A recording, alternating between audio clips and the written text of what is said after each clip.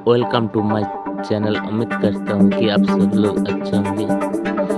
अगर आप गंगा सागर की यात्रा जाना चाहते हो, आपको किसी से भी पूछने या घबराने की ज़रूरत नहीं है।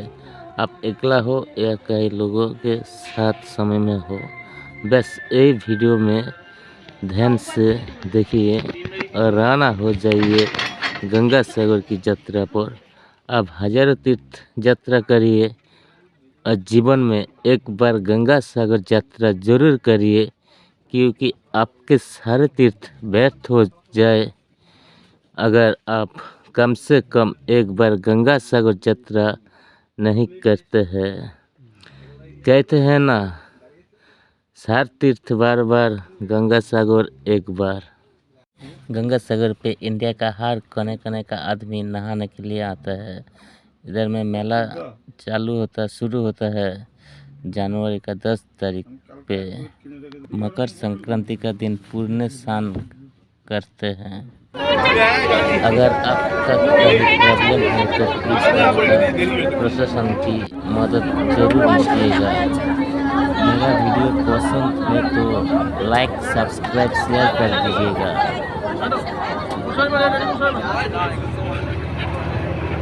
और जानकारी के लिए कमेंट कीजिए।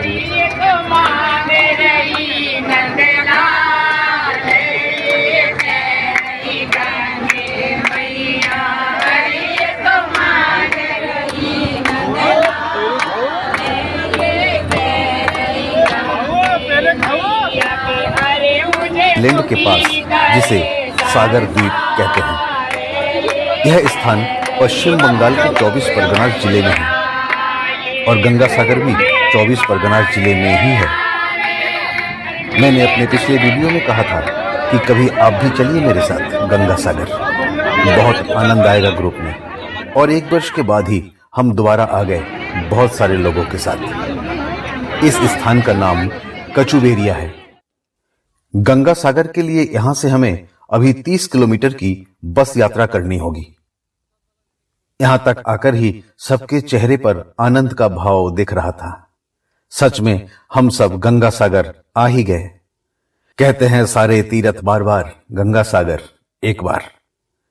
गंगा सागर वो पवित्र स्थान है जहां तक आने के लिए ही गंगा जी इस धरती पर आई। वो पवित्र स्थान जहां विष्णु जी का अवतार कपिल मुनि जी विराजे हैं।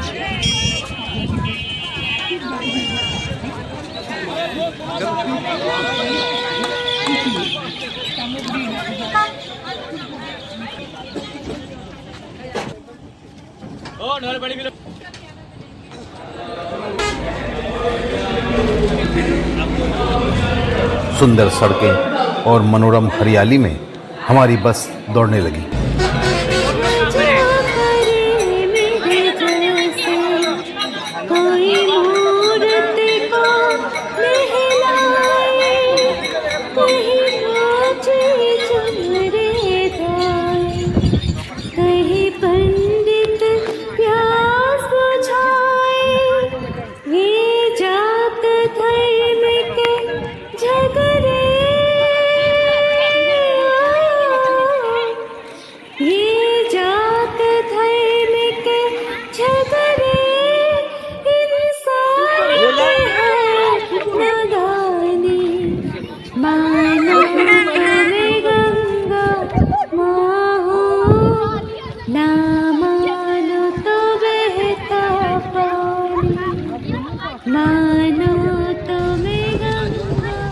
अंततः हम उस पवित्र स्थान पर पहुंच गए जिसे गंगा सागर कहते हैं। स्वर्ग आश्रम ट्रेवल एजेंसी के द्वारा हमारे लिए इस धर्मशाला में ठहरने व रात्रि विश्राम की व्यवस्था की गई थी। हमें दोपहर में गंगा सागर पहुंचना था, पर हम पहुंचे शाम 4 बजे। मध्य प्रदेश की तुलना में यहां सूर्यास्त कुछ जल्द होता है, इसलिए अंधेरा सा होने लगा था। स्वर्ग आश्रम में अपना अपना सामान रखकर हम चल पड़े सागर की ओर। आश्रम से अलग अलग समूह में हम टोटो पर सवार हुए और पहुंच गए गंगा सागर। मकर संक्रांति का जो मेला लगता है उस समय जो बेशुमार भीड़ होती है यहाँ पर, उन सब के लिए ये सब तैयारियां शुरू कर दी गई हैं। यहाँ स्नान करने के बाद ही हम मंदिर जाएंगे और पूजा करेंगे। मन भर जाता है इस पवित्र जल को छूकर, जहाँ माँ गंगा सागर में विलीन हुई।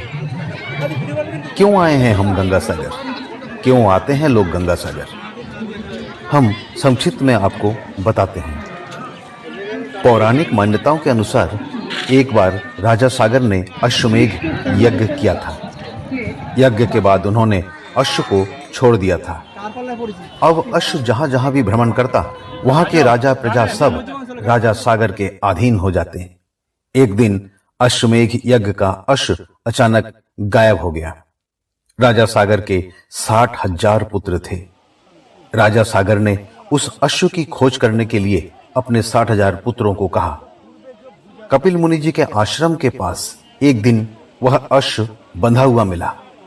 देवराज इंद्र ने उस अश्व को चुराकर कपिल मुनि जी के आश्रम के पास बांध दिया था। राजा सागर के 60,000 पुत्रों ने कपिल मुनि जी पर अश्व चुराने का आरोप लगाते हुए अपशब्द कहा। कपिल मुनि जी को भगवान विष्णु का अवतार माना जाता है। राजा सागर के 60,000 पुत्रों के इस व्यवहार से कपिल मुनि जी अत्यंत क्रोधित हुए।